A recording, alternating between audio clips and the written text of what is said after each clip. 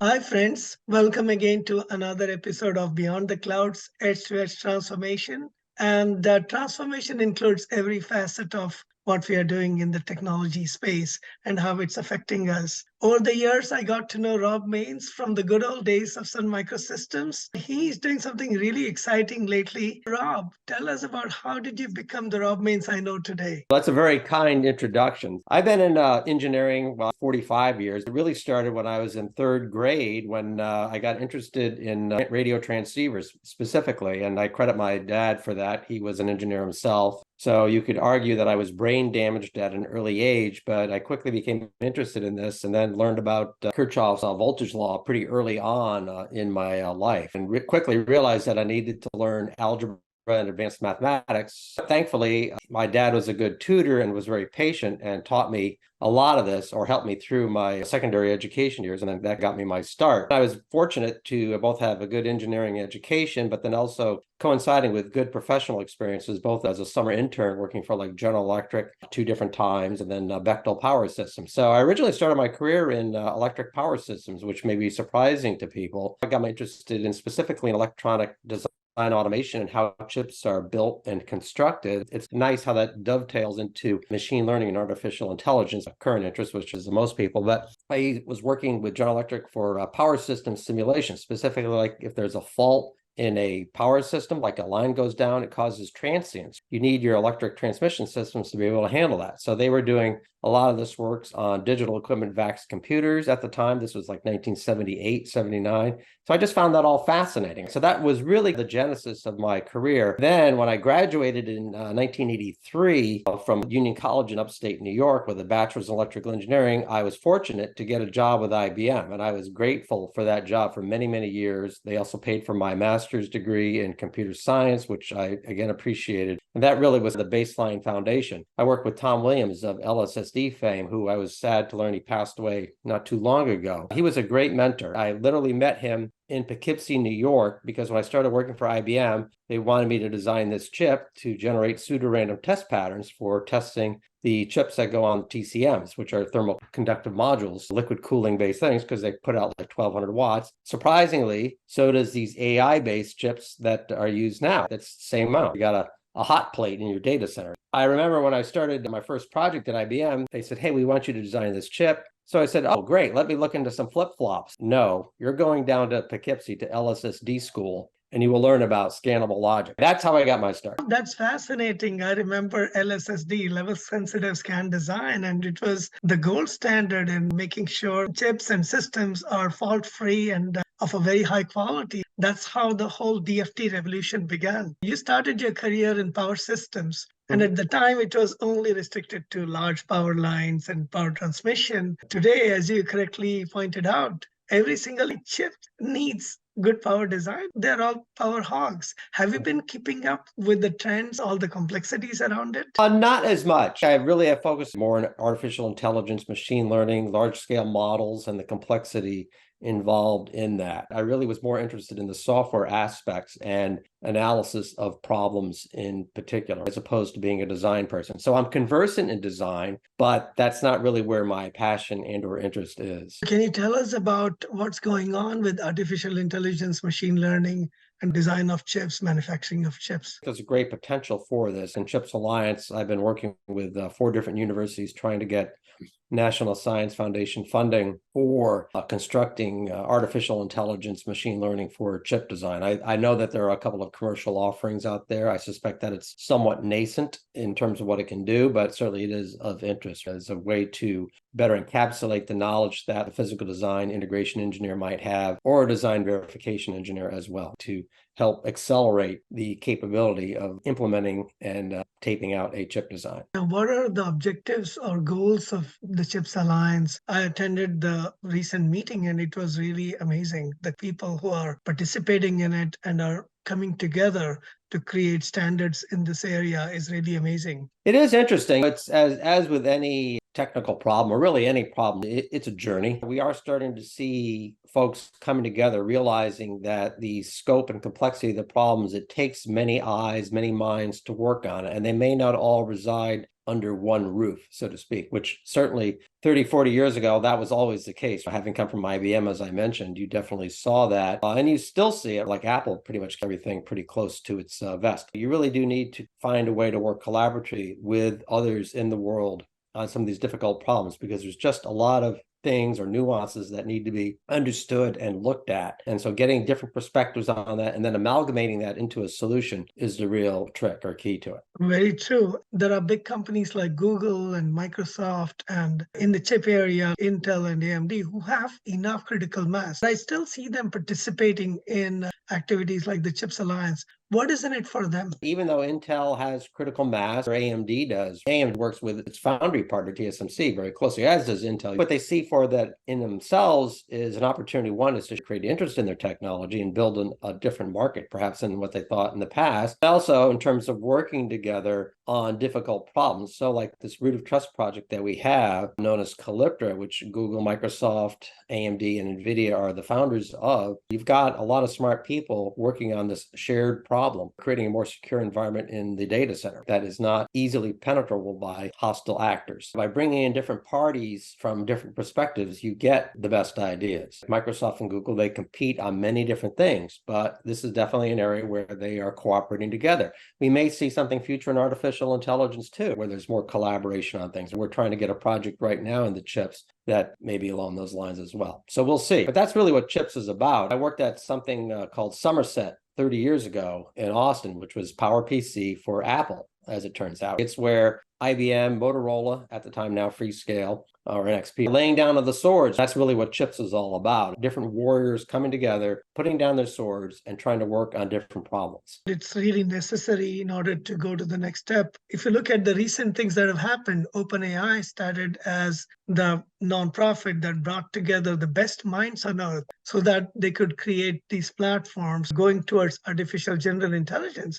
And they made a lot of progress. What do you see as the future of organizations like OpenAI and how they're going about it at the moment? That's a great question. It rings very true for very similar dynamics as to what I experienced in CHIPS Alliance. I've been in this industry a long time, so I'm not like personally seeking financial rewards from this job. It's more because I like working with engineering teams. I like discussing different ideas. Relative to OpenAI, it really started out as a nonprofit, very much like CHIPS Alliance. But of course, there are commercial interests that do get involved. The technology is interesting. They want to see something come of it. It could be a game changer in the industry, and of course have the financial rewards to go with that. At the end of the day, all of us, we have to put bread on the table. Without knowing the details, I certainly understand the dichotomies that may exist. I'm mindful of that even in my own small world. There's different perspectives, there's different interests. I have to navigate those. And that's where, having been an executive for a number of years, you learn how hard you can push the gas pedal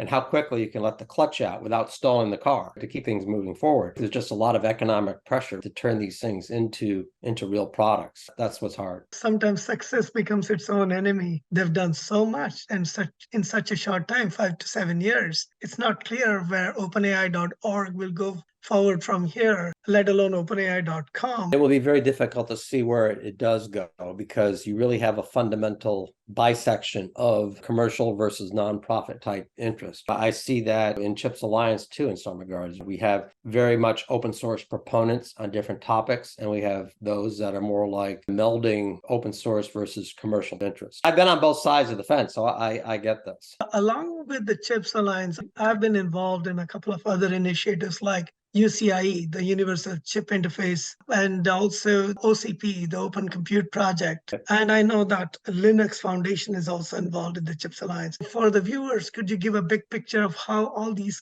things are related, where all of these things are going together? The chiplet protocol, AIB, was donated to CHIPS Alliance by Intel probably about 4 years back. We are still working with Intel on this. Really, its future direction is with UCIe, and that really delves into more specific commercial interest and or alignment amongst the partners of UCIe. It goes back to more of a proprietary type of standards that will be further developed and enhanced. AMD is part of that. Intel, I think Qualcomm is as well. CHIPS will still have some peripheral involvement in that because we both have Intel and AMD as board members of it. They wanted to really have a very specific focus area on that, and also with more commercial interest perhaps than what CHIPS was providing. That was one. OCP, we work pretty closely with OCP these days. Linux Foundation and OCP have established a tight relationship on a number of different topics. I was at their summit back in October at a Linux Foundation booth that they kindly provided us, and I got to meet the OCP leadership. They're a great team. I really enjoy working with them. We are really focused on chip design and implementation and the ecosystem that goes around that. If you're interested in designing a chip using IP that comes off the shelf from an open source IP specifically, then we're the place that will have that. It's a broad space, chip design. On the other hand, still a very specialized ecosystem.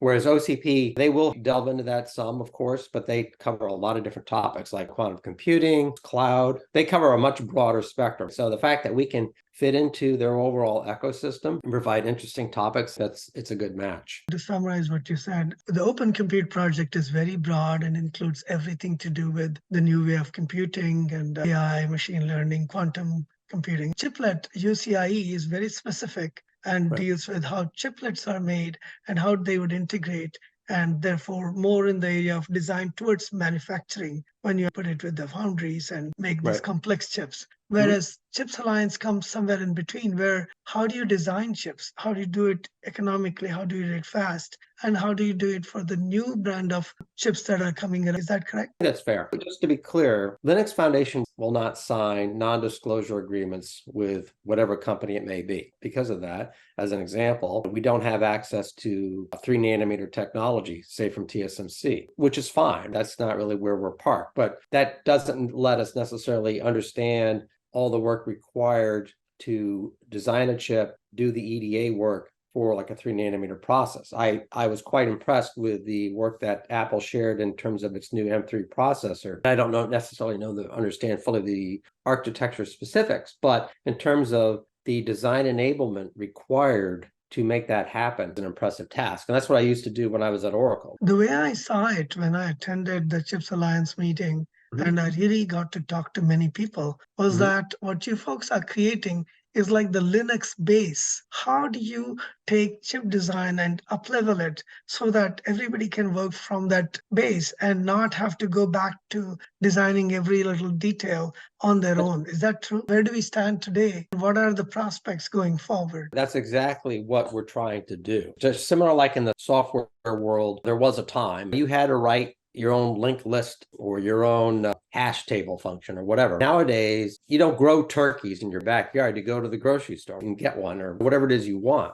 So the same thing in software now, you can just pull stuff off the shelf. Now your company may have processes or requirements relative to ensuring that there are no legal entanglements with such IP or that there are no security threats with such IP. I understand that. Relative to the hardware space, I'd like us to get to is to have a shelf of components, RTL, if you will, or other design description that you as a designer could pull off and integrate it into the design you're trying to build. Going back to my random pattern self-test days, pick up an LFSR. It'll generate pseudo-random pattern circuit. Pick up a multi-input shift register, a miser, right, to do signature collection. Pull these pieces together and you can use that. Now, the question is you've got to be able to build trust in these components. I used to work for an EVP at Oracle, and I can recall more than once going in with some idea, and you just get the look, and the answer is no. And don't ask that question again. I get this. That's the layer of executive management we need to build relationship with and also confidence in that population, that open source hardware IP is of value and of interest to their business, and that they can trust it too. That's why, like the design house I was with, while both IBM and also with Sun Microsystems and Oracle, is that when you're building something complex, you need to have partners you can count on. And that means like calling them in the middle of the night, which it could be. I had this happen. There was a problem with the GDS that we sent to TSMC. In the middle of the night, hey, we found a problem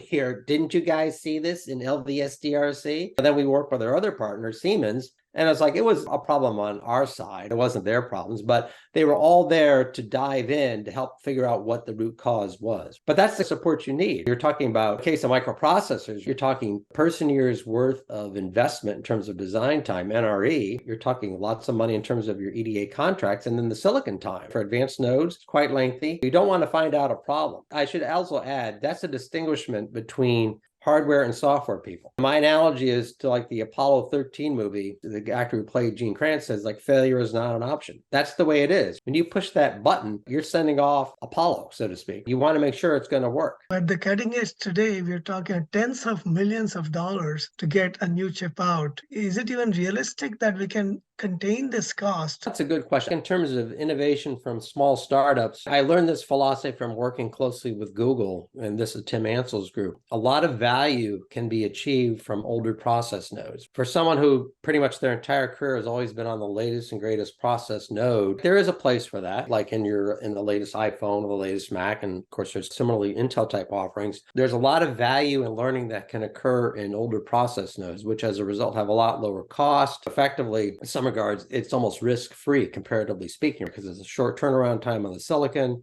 It does cost money, but it's not astronomical figures, as you see with the advanced nodes. In terms of going forward, I don't know. It's already a minor miracle relative to what can be done with current process nodes. It's gone way farther than anyone ever would have predicted, although I'm sure there are some that can see farther than that. In terms of how that's going to be handled in the future and cost, I don't know. Maybe there's some other revolutionary technique that's going to have to come about to make that happen. It's really a material science marvel. When I look at the people who are very active in standards groups such as the CHIPS Alliance, I see more and more people designing special purpose hardware, bespoke silicon for specific areas. Do you see that as a growing trend? How can CHIPS Alliance support these kinds of special purpose hardware? It is a growing trend. When I was part of Oracle, the general name is called Domain Specific Architecture, DSA, in the M7 microprocessor and M8, M8 being the last one that was done at Oracle. We did a domain specific architecture, which was an Oracle database accelerator. I used to sit next to the person who was head of the architecture team. They were doing instruction traces to understand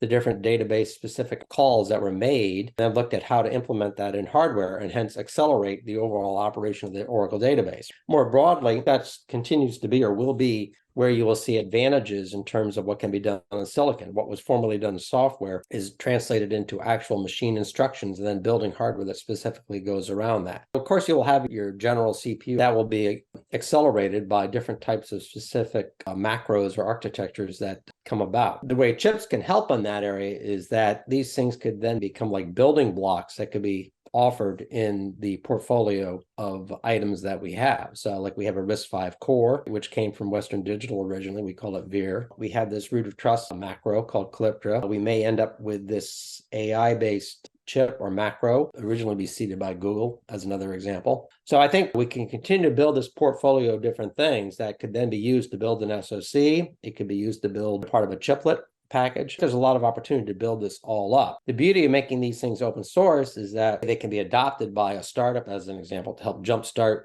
the innovation that they're trying to do, but also the fact that these things can be further enhanced and matured beyond what the original provider perhaps ever possibly imagined. So in some ways, I see a repeat of the pattern that we saw a few decades ago when we went from custom silicon like the Intels and the AMDs towards ASICs with LSI logic. Are we seeing a repeat of that? And if so, what are the differences this time around between the custom chips that, say, again, the Intels and AMDs are creating versus the special purpose chips that, say, the Googles and the Microsofts are creating? That's a good comparison. Having lived through the custom circuit battles, if you will, which was certainly not for the faint of heart, nor was the EDA that was involved in that for the faint of heart either. It really boils down to productivity. There aren't many of us engineers around. As I said at the beginning of this, I've been doing this for like 45 years. I enjoy the intellectual challenges and working with folks too. It really boils down to productivity. If going from custom circuits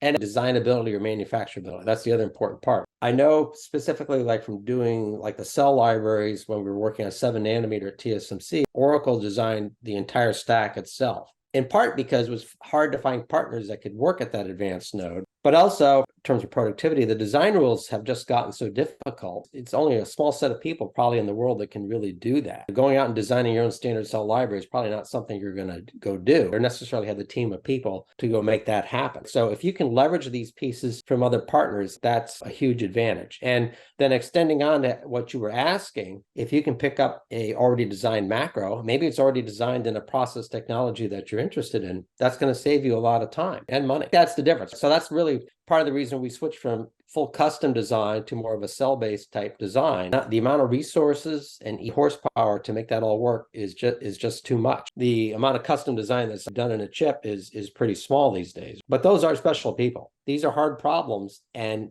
if this part isn't, your chip is not going to work. You brought out a very important challenge that we are all facing. On one hand, we want everything to be automated and have fully functional robots and fully autonomous cars, but there are not enough engineers who can design the silicon that is needed to power these things. How will we solve this paradox and this dilemma? We don't have enough engineers that can design the chips and systems that are needed so that you'll have the neural networks or other compute structures so that we can have much more automation going forward. That's a good question. That's a subject near and dear to my heart. One is to make engineering fun, make people get a chance to play with it. That's where my inherent start came from, was that my father had bought this AM radio kit that he helped me build. It's just a simple thing. Fun to play with stuff and make something work, right, and get some results. A lot of the effort Google had to champion in terms of doing this with eFabless and precision innovation about making EDA open source, making the process design kits open, and then putting this all in the cloud, simplified the engineering problem and made it approachable. So you could play with it, like learning to cook in the kitchen. If you're going to be worried about burning something in the oven, well, that does happen. That's how you learn. I'm a cook for my recreation hobby. Yeah, things go wrong sometimes. That's just the bottom line. When you're building a multi-million-dollar semiconductor program, it's a whole different level of responsibility. You have to have confidence in the people that you have working for you. It really comes back to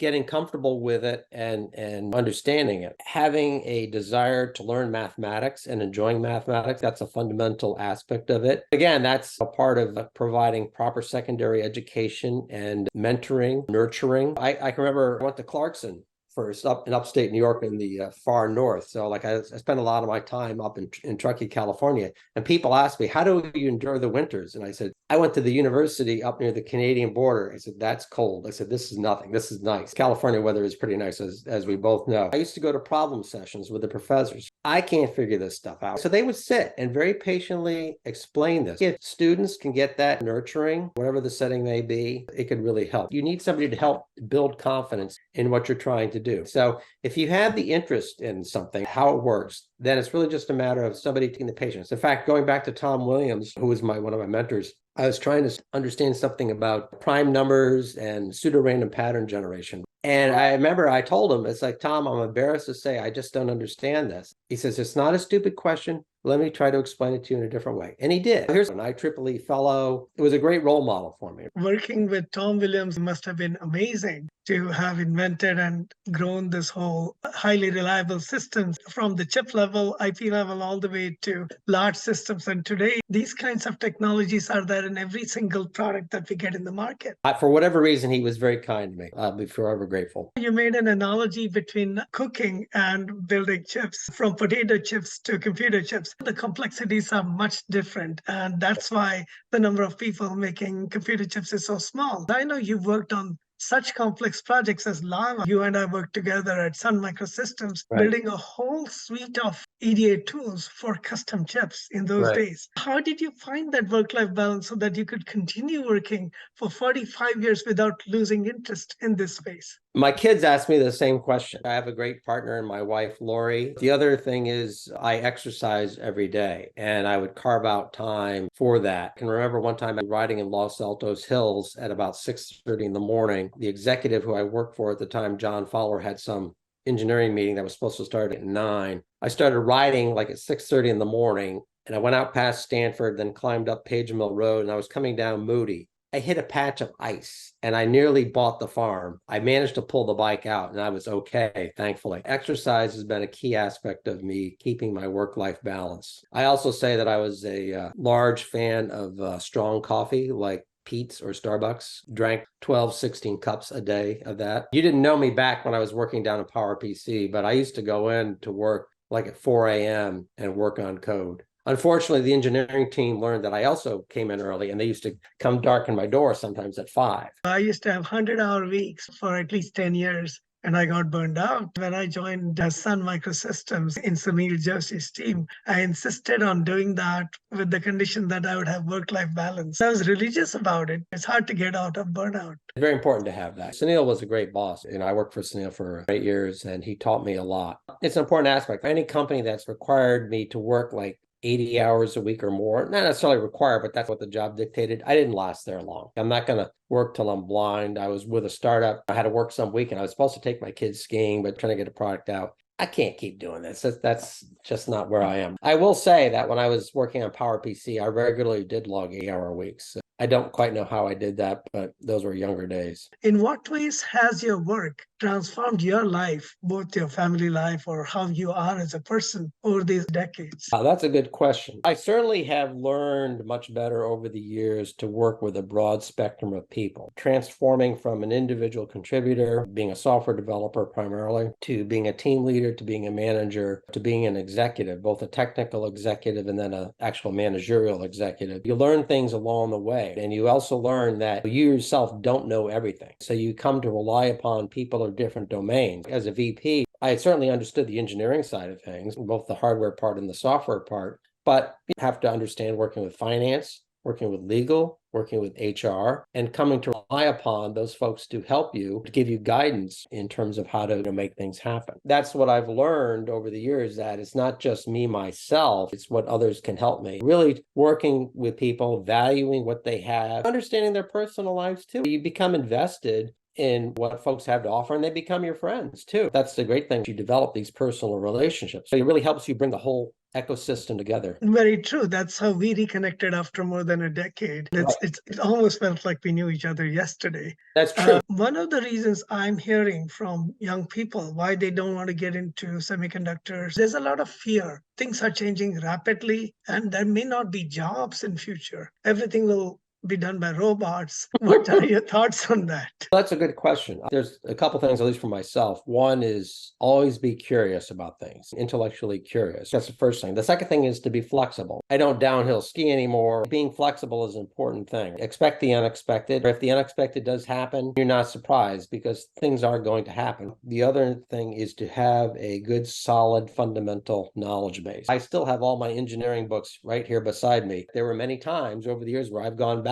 My favorite is the Nyquist sampling theorem. Effectively, at some point, the sampling level is going to be so fine that it's going to be indistinguishable as opposed to the analog signal. Well, we're pretty much at that point. Having fundamental knowledge in whatever the area that you are interested in is really important because it helps build the understanding of what that is. And then in terms of flexibility, I read a lot. I probably spend 3 hours a day reading different things from different well-regarded publications. Gaining perspective of other people is very important as well. It builds trust and understanding between different cultures. If you don't do that, you're really missing out. But that's also important relative to extending yourself into the future. Things do change, and they are changing more rapidly, it seems, compared to the past. That's just going to be the way it is. I always try to stay with the latest on different technology items. Well, it's always fun to be around you, Rob. Many times when I see you at meetings like the CHIPS Alliance, you still appear like a kid in a candy store, very curious, very excited. I see that you truly embody the spirit of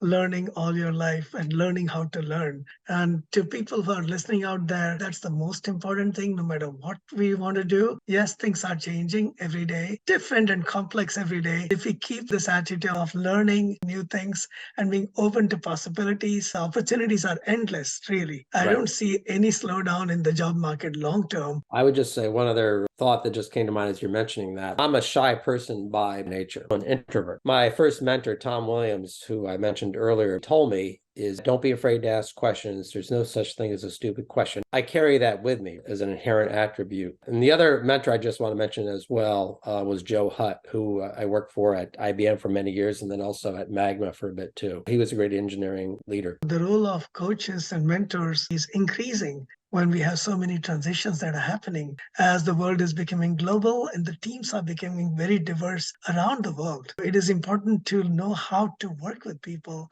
even more now than ever before, isn't it? Yeah, this reminds me of one final story. So I was in a large all hands meeting at IBM. Some executive from Armonk had come down. I stood up and asked a difficult question. The gentleman kindly answered it in the appropriate fashion. Walking out, Joe Hutt, a director at the time, grabbed me and said, "You may think you're anonymous in this audience, but you're not. Don't ask questions like that to an executive in a large audience. You have to be mindful of what you say or what you ask and be aware of the context as well." Sometimes people think of mentoring is this great romantic thing. And other times, though, it's more like sticking your finger in an outlet. And I got shocked. It's a delight talking to Rob and to people out there. This is the reason I talk to people from all facets of life, from multiple generations, different disciplines, because it's not easy to figure out where we are going as humanity, what complexities we are dealing with. The more I talk, the more I find out it is a very exciting future we are going into, as long as we act responsibly and bring safety, reduce bias, and so on. So thanks a lot, Rob. Please keep up that spirit of cooking at home as well as cooking chefs in the industry.